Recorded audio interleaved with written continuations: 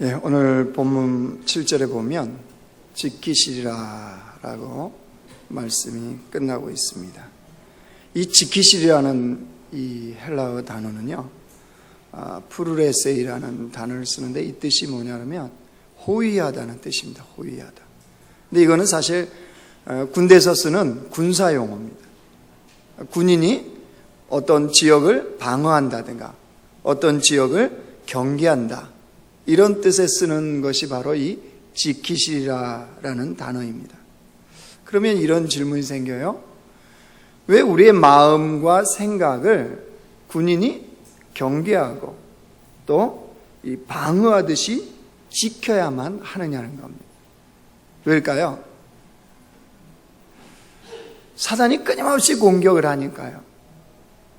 온갖 방법을 통해서 우리의 마음과 생각을 지키지 못하도록, 무너지도록 끊임없이 사단이 공략을 하기 때문에 마치 군인이 성을 경계하고 또 방어하듯이 우리의 마음을, 우리의 생각을 지키는 것이 중요하다는 겁니다. 그래서 우리의 마음과 생각은 항상 영적 전쟁터와 같습니다. 끊임없는 전쟁이 벌어지는 거예요. 지난 주간에 일간신문에 그런 신문기사 타이틀이 눈에 들어왔습니다. 하루라도 전쟁 없는 곳에서 살고 싶어. 하루라도 전쟁 없는 곳에 살고 싶어. 이게 무슨 내용이냐 그러면요, 아프가니스탄 북부 도시인 쿤두주에서 이렇게 도망쳐서, 나라를 버리고 도망쳐서 난민이 된 105세 된 할머니가 한 내용입니다. 그 할머니 이름은 비비알 우즈베키라는 이 할머니가 난민촌에 도착해서 왜 조국을 버리고 도망 나왔는지에 대한 내용이 그런 내용입니다. 아들, 손자 포함해서 일가족 17명이 목숨을 걸고 국경을 넘었답니다. 그리고 20일 만에 이제 산을 건너서 바다도 건너고 사막도 지나고 이렇게 해서 20일 만에 난민촌에 도착을 한 겁니다. 할머니가 자기의 인생을 얘기하는데 105세니까요. 그 살아왔던 인생 자체가 조국의 역사하고 함께 고난받고 함께 전쟁 속에 들어갔고 함께 억압 속에 들어갔다라고 고백을 합니다. 105세대니까 그렇겠죠. 이 아프가니스탄이요, 1979년도에 소련의 침공을 받았어요.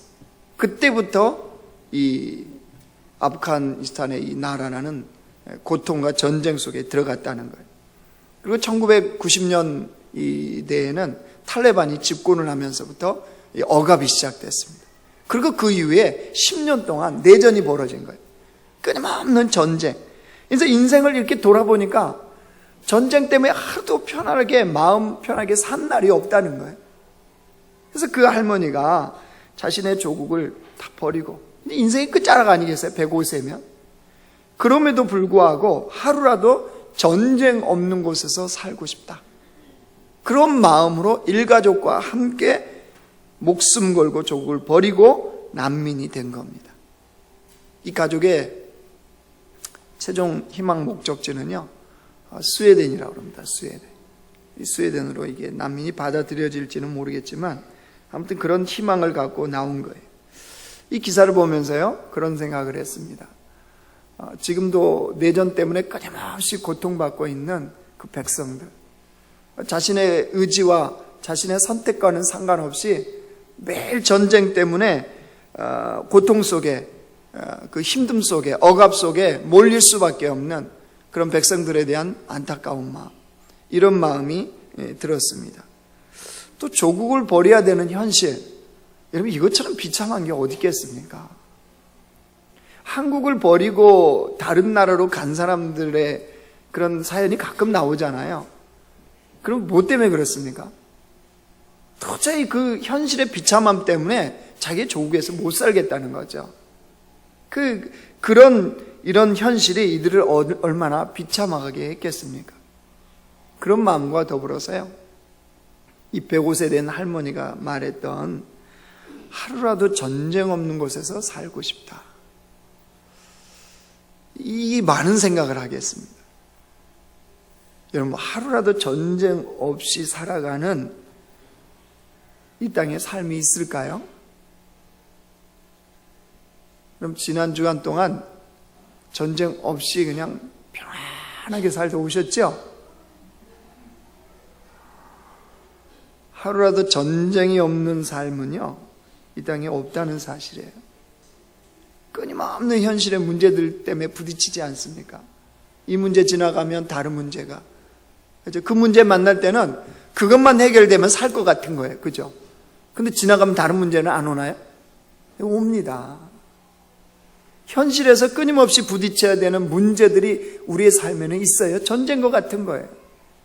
현실만 아니라 우리의 심령 속에는 어떻습니까? 마음 속에는. 보이지 않는 마음 속에서도 벌어지는 얼마나 많은 전쟁들이 우리에게 있습니까? 그러면 이 땅에서 예수 그리스도를 믿고 살아가는 주의 백성이라는 것은 이런 전쟁터와 같은 삶의 현장에서 어떻게 살아가야 되냐 말이에요. 전쟁인데 전쟁이 없는 삶, 이게 어떻게 가능하냐 말이에요. 오늘 그것을 보려고 합니다. 먼저 주님이 우리에게 이렇게 권면을 하십니다. 6절 말씀 보십시오. 아무것도 염려하지 말고 다만 모든 일에 기도와 간구로, 이렇게 주님이 시작합니다. 아무것도 염려하지 말라, 이렇게 하는 것은 주님도 우리의 인생에 염려할 일이 많다는 것을 아시는 거예요, 모르시는 거예요?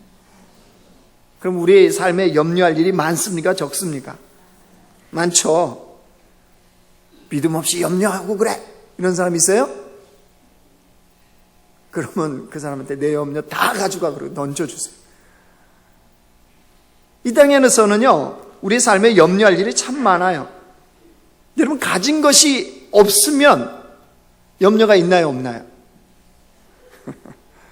예? 맞죠. 가진 것이 없으면요, 없는 대로 염려가 돼요. 자, 그럼 가진 것이 없는 사람은, 저거 다 있는 사람이 뭘 이렇게 염려가 있을까? 그런데, 자, 가진 것이 많으면 염려가 있습니까, 없습니까? 할렐루야 찬양대를 보는 이유는 가진 것이 많은 것처럼 보이는. 가운을 딱 걸치고 있으니까 근사해 보여요. 가진 것이 많으면 염려가 있습니까, 없습니까? 가진 것이 많으면요, 많은 대로 염려가 있어요. 이런 이야기가 있어요. 거지 부자가요, 거지 아버지와 아들이 이렇게 강둑에서 마을을 이렇게 쳐다보고 대화를 나눴답니다. 뭘 보면서 대화를 했냐? 그 마을에서 제일 부자인 집이 불에 활활 타고 있는 거예요. 그 모습을 보고 있던 거지 아들이 그랬다는 거예요. 아빠, 저 부잣집이 다 불에 타버리네. 안타까워서 어떡해요? 이러자 아버지가 그랬다는 거예요. 넌 아빠를 잘 만나서 저런 걱정할 일이 없으니까 행복하지? 그랬더니 아들이요, 가관이에요. 역시 우리 아빠 최고야. 이 정도 수준이라면 염려 없이 살 수 있겠죠. 그러나 가진 게 없으면요, 없는 대로 염려가 생겨요. 가진 게 많으면요, 많은 대로 생겨요. 여러분, 그 대본 없이 하는 사이코 드라마라는 게 있어요. 이게 이제 치료라든가 이런 데 이게 많이 쓰는 이 드라마거든요. 무슨 말이냐면요, 어떤 상황을 설정해주고 이렇게 그걸 뭐라 그래요? 그걸 맡기는 거예요. 아빠 역할을 아빠 역할 하세요, 엄마 역할 하세요. 상황을 바꿔보기도 하고요. 엄마 아빠 상황을 바꿔보기도 하는 이런 사이코 드라마가 있는데, 그 에덴 동산에서요, 아담과 하와를 뱀이 유혹하는 거 있죠. 요거를 이제 해보라고 무대에 올렸다는 거예요. 당신은 아담입니다. 당신은 하와입니다. 당신은 뱀입니다. 이렇게 해서 이제 에덴 동산 그 상황, 그러니까 믿는 사람들이겠죠. 이렇게 해서 역할을 맡기고 이제 시작을 했답니다. 근데 거기 뱀의 역할에 그 대학교 1학년 여자 자매예요. 근데 이 신앙생활을 이제 같이 시작한 1년 정도 된 자매를 뱀을 시킨 거예요. 그래가지고 이제 아담 하와 이제 대화하고 뱀 이제 옆에 가서 유혹하고 이러는데, 이 자매가 너무 잘하더래요. 유혹을 너무나 잘하더래, 하와한테. 그래서 끝나고 물어봤대요. 아니, 왜 이렇게 열심히 유혹을 했냐고. 그랬더니 이 자매가 그러더랍니다. 에덴에서는 심심하잖아요. 그래서 아니, 왜 에덴이 심심하냐고. 그때 그 자매가 그러더랍니다. 모든 것이 다 있으니까요. 이해가 안 되세요? 이게 말이 다 맞는 건 아니지만 그걸 우리가 생각해 볼 수 있다는 겁니다. 사람들은 모든 것이 다 갖춰져도요, 심심하다는 거예요. 염려가 생기는 거예요. 왜 그 모든 걸 가진 사람들이 우울증에 걸리고 이런 마약을 하고 범죄를 하고 왜 그렇습니까? 다 가지니까요, 죄 지을 일을 생각하는 거예요. 죄 지을 일을. 이게 사람이라는 거예요. 사람. 무슨 말이냐? 우리의 삶의 환경과 여건에서는 늘 염려하기에 충분하다는 거예요. 있으면 있는 대로, 없으면 없는 대로. 어떤 분은 염려가 없어서 염려를 하시는 분이 계세요. 그 아세요? 그렇게 내 삶에 염려가 없지? 이런 분들도 있다. 그 무슨 말이냐? 끊임없는 염려가 우리의 삶에 있을 수밖에 없다는 거예요. 그래서 오늘 주님은 뭐라고 그러세요? 그렇게 우리의 마음을 졸이게 하는 그 염려를 무엇으로 바꿔라? 기도 제목으로 바꾸라는 거예요. 기도 제목으로. 우리 6절 다시 봅시다. 우리 6절 같이 읽어요. 시작. 아무것도 염려하지 말고 다만 모든 일에 기도로 간구로 너희 구할 것을 감사함으로 하나님께 아뢰라. 염려를 기도 제목으로 바꿔라. 그러니까 마음을 그렇게 졸이는 염려함이 있느냐? 그러면 그것을 기도 제목으로 바꿔라. 이 말씀인데, 그런데 어떻게 기도하래요? 감사함으로 기도하래요. 감사함. 그 염려를 가지고 하나님 앞에 감사함으로 나가라는 거예요. 자, 여기서 이제 질문입니다. 아니, 내 마음속에 그 염려 때문에 전쟁터와 같은데 하나님께 감사가 나오나요? 아니, 내가 고민하는 이 문제가 아직 해결이 안 돼서, 염려가 있다는 것은 해결이 안 된 거잖아요. 문제가 그대로인데 그 문제를 안고 하나님 감사합니다, 이 고백이 되나요? 됩니까? 안 됩니까? 안 되잖아요. 그런데 주님은 도대체 이 말씀이 뭐냔 말이에요. 그 염려를 가지고 주님 앞에 기도하는데 감사함으로 하나님께 아뢰래. 감사하면서 하나님께 기도하래. 이게 무슨 말씀이에요?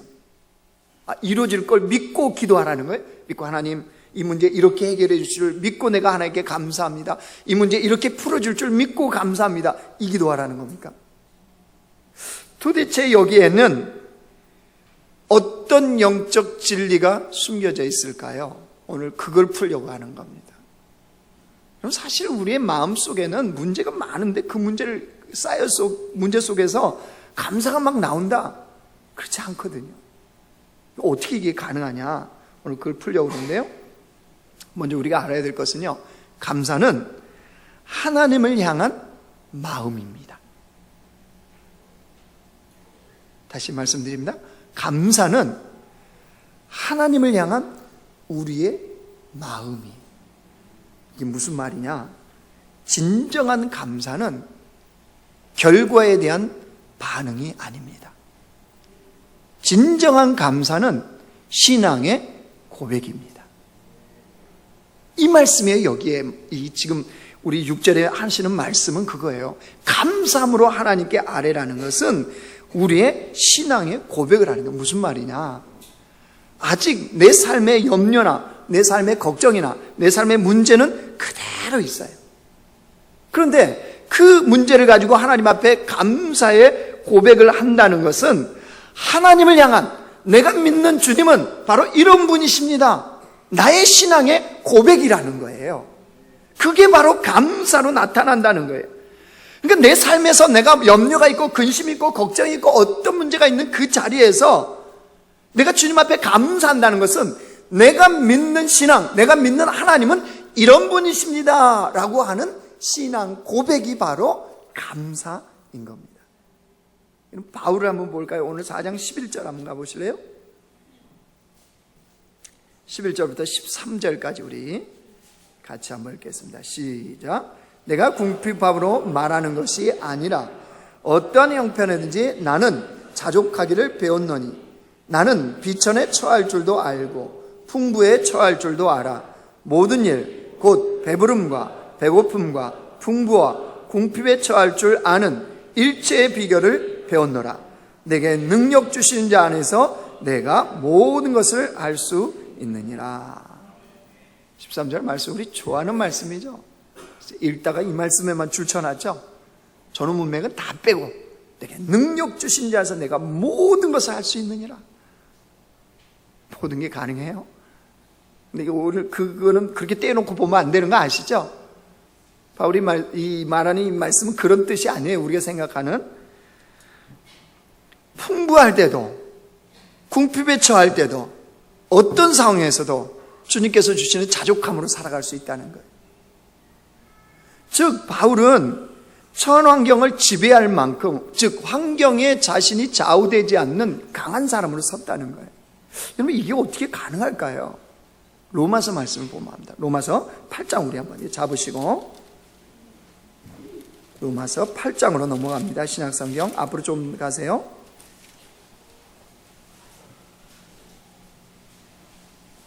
로마서 8장 35절에서 39절까지입니다. 250쪽입니다.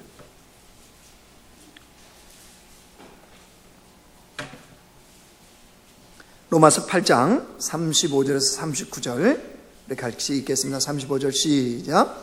누가 우리를 그리스도의 사랑에서 끊으리요? 환난이나 공고나 박해나 기근이나 적신이나 위험이나 칼이랴. 기록된 바 우리가 종일 주를 위하여 죽임을 당하게 되며 도살당할 양같이 여김을 받았나이다 함과 같으니라.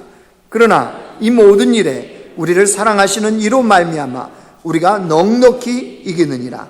내가 확신하노니 사망이나 생명이나 천사들이나 권세자들이나 현재일이나 장래일이나 능력이나 높음이나 깊음이나 다른 어떤 피조물이라도 우리를 우리 주 그리스도 예수 안에 있는 하나님의 사랑에서 끊을 수 없으리라.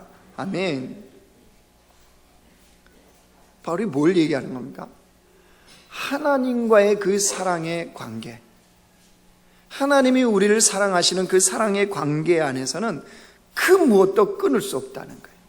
궁핍도 풍부도 건강도 권력도 그 어떤 환경도 하나님과 우리의 사랑, 그리스도로 말미암은 하나님과 우리의 사랑에서 어떤 것도 끊을 수 없다는 분명한 신앙의 고백, 이 고백이 바울의 심령 속에서는 있었기 때문에 풍부할 때도 감사할 수 있었고 가난할 때도 감사할 수 있었고 핍박 속에서도 감사할 수 있었고 배고픔과 파선과 어떤 상황에도 하나님 앞에 감사하는 감사의 신앙의 고백이 가능했던 거예요. 그래서 감사는 열매의 결과가 아니고 감사는 신앙의 고백이라고 하는 겁니다. 어느 책에서 보니까요, 정말로 기막힌 사연이 있어요. 한 가족 안에서 벌어졌다. 이건 도대체 있을 수 있을까라고 생각 정도. 그런데 이거는 실제 이야기입니다. 한 가족이 4명이 살았습니다. 엄마 아니야. 아빠부터 아빠, 엄마. 편지 쓰다 보면 꼭 엄마 아빠라고 아들 시절 때 생일이 있었는데요. 이렇게 아들아 그러면서 이렇게 쭉 쓰다가 아빠 엄마는 이게 잘못된 찍 긋고 엄마 아빠는 그랬는데 찍 긋고 아빠 엄마는 이렇게 바꿨어요. 그게 맞는 거죠? 뭐 돌 던지셔서 할 수 없어요. 그게 맞는 걸 어떻게 하겠어요? 아빠 엄마예요 원래. 엄마 아빠 아니에요? 자, 본질이 흐트러져요 이러면 아빠, 엄마, 아들, 딸 이 4가족이 사는 겁니다. 다 아이들도 성인이 됐어요. 이 가정은 신앙생활을 잘 신실하게 하는 가정입니다. 아빠가 안수 집사님이고요, 엄마가 권사님이세요.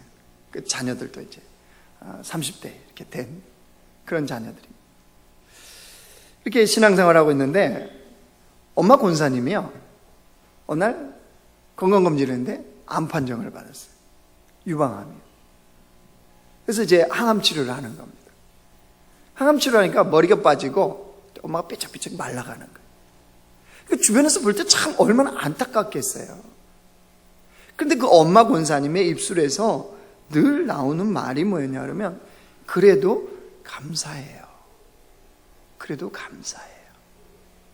항암 치료 받으면서 그게 말라가니까 침상에 누워서 얼마나 참 힘들었겠어요. 근데 눈물을 흘리면서도 그래도 감사해요. 암과 고통과 싸우면서도 그래도 감사해요. 이게 그 엄마 권사님의 입술에서 늘 입에 달고 사는 그 말이었다는 거예요. 놀라운 일이 벌어졌어요. 하나님이 그런 엄마 권사님을 암을 치료해 주셨어요. 우리가 말하는 기적이 일어난 겁니다. 그 얼마나 참 감사하고 놀라운 일입니다.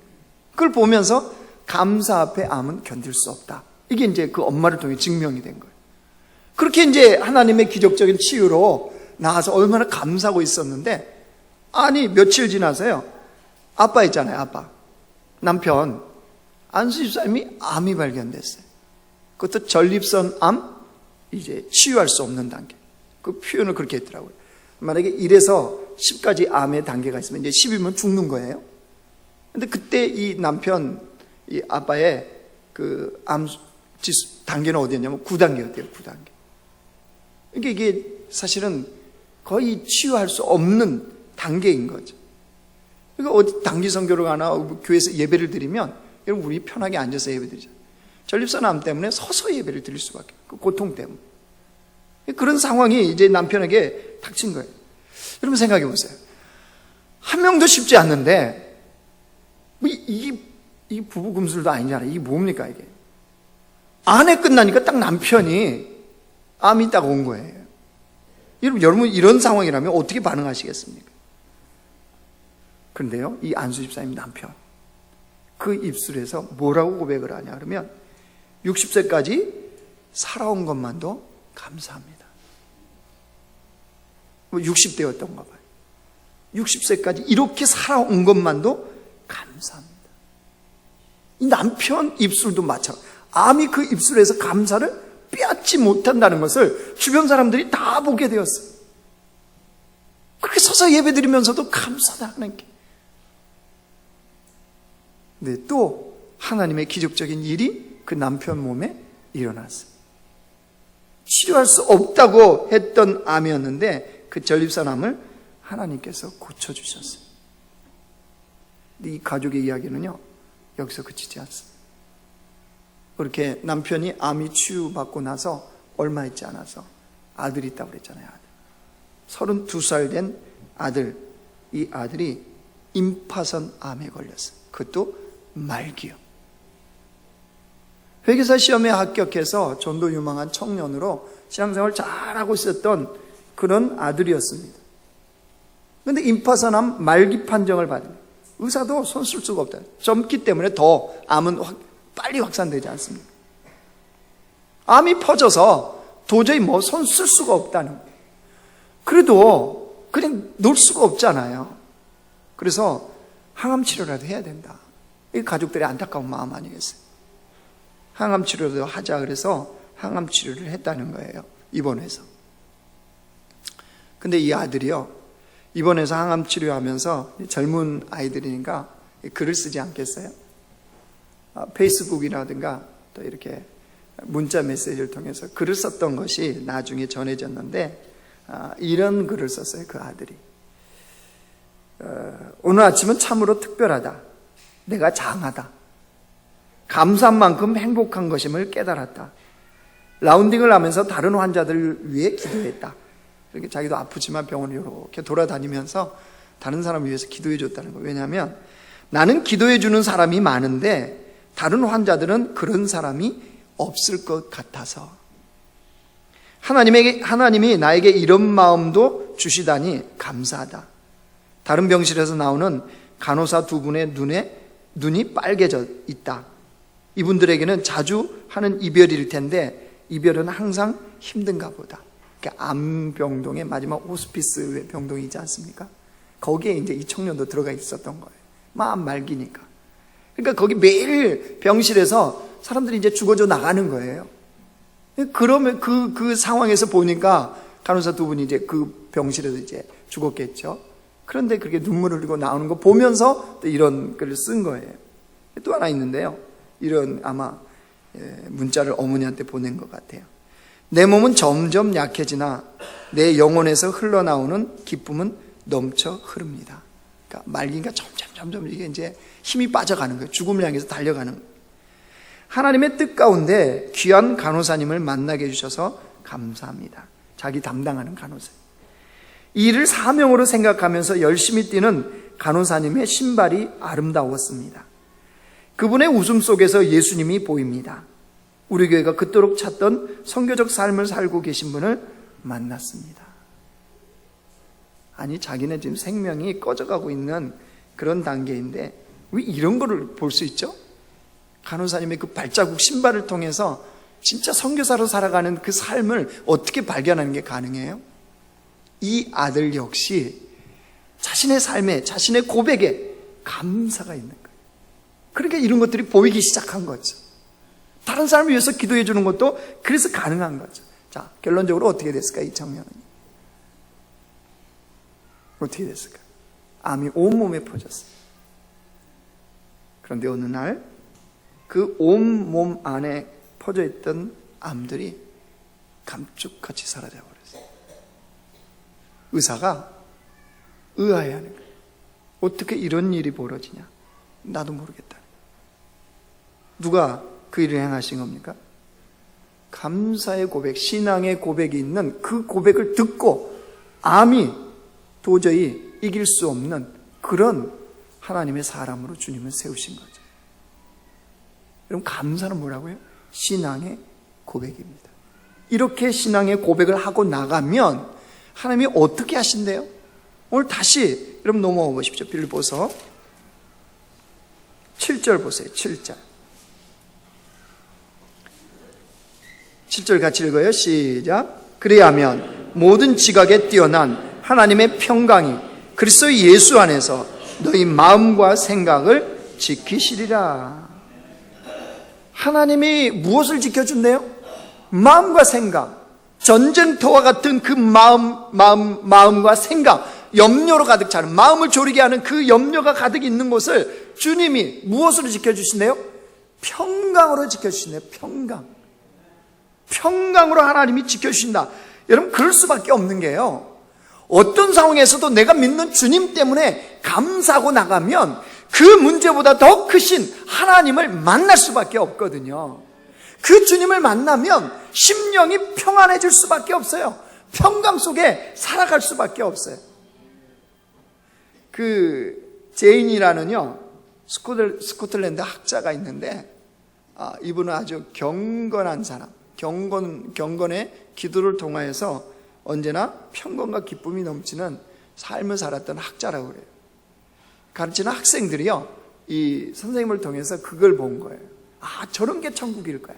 왜냐하면 선생님이 워낙 그 평건과 기쁨 가운데 사는 모습을 봤기 때문에 저것이 천국일 거야 라고 느낄 정도라는 거예요. 근데 이 제인이라는 이 학자가 평강에 대해서 이렇게 설명해놨는데 정말 탁월하게 설명을 잘 해놨어요. 평강이란 뭐냐? 이렇게 설명했어요. 평강이라는 것은 깃발과 같은 것이다. 이 성이요, 커다란 성에 기가 걸려 있다는 것은, 깃발이 걸려 있다는 것은 왕이 성 안에 있다는 것을 나타내는 것이다. 그리스도인에게 있어서 평강은 그 안에 하나님께서 계시다는 표시이다. 맞아요? 어떤 상황에서도 그 안에 평강이 있다는 것은 자신에게 무엇이 있다는 거예요? 하나님이 계시다는 거죠. 하나님. 이제 제가 말씀을 정리하려고 합니다. 여러분, 우리의 삶은 매일 전쟁터와 같습니다. 마음과 생각을 빼앗기기 쉬운 것이 우리의 삶의 현장입니다.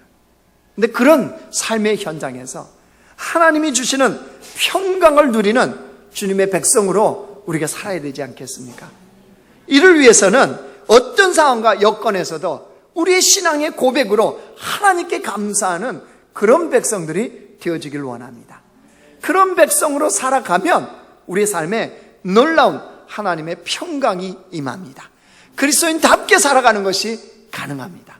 근데 이것을 위해서는 우리가 언제나 예수 그리스도를 바라보셔야 돼요. 그 염려의 자리에서 예수님을 바라보셔야 돼요. 왜냐하면 예수님을 바라보면 감사가 생겨요.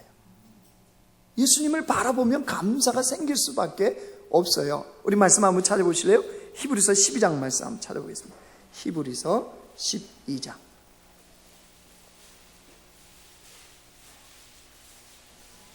뒤로 좀 넘어가 보시면 히브리서 12장 2절 말씀입니다.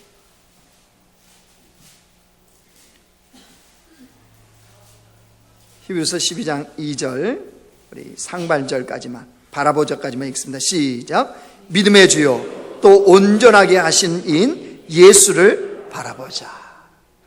누구를 바라본다고요? 믿음의 주요 온전하게 하시는, 믿음의 주요 온전케 하시는 그 예수를 바라보면 그 예수님이 주시는 충만함이 우리 속에 가득 채워질 수밖에 없거든요.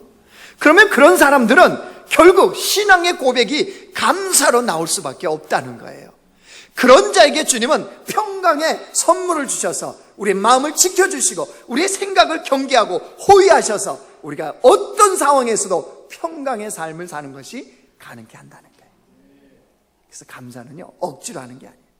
감사는 어떤 열매가 드러나서 하는 게 아니에요. 감사는 내가 믿는 하나님이 이런 분이십니다 라고 표현하는 신앙의 고백이에요. 여러분, 한 주간 동안도 이제 직장 가시고 가정 가시고 삶의 현장으로 가십니다. 염려하게끔 만드는 일들이 많을 수 있어요. 이런 일 저런 일이 우리의 삶에 올 수 있습니다. 그때마다 우리가 감사할 수 있는 것은 우리가 믿는 하나님, 그 하나님에 대한 신앙의 고백으로 우리의 입술에서 감사가 넘치는 하나님 백성들 되시길 주님의 이름으로 축원합니다.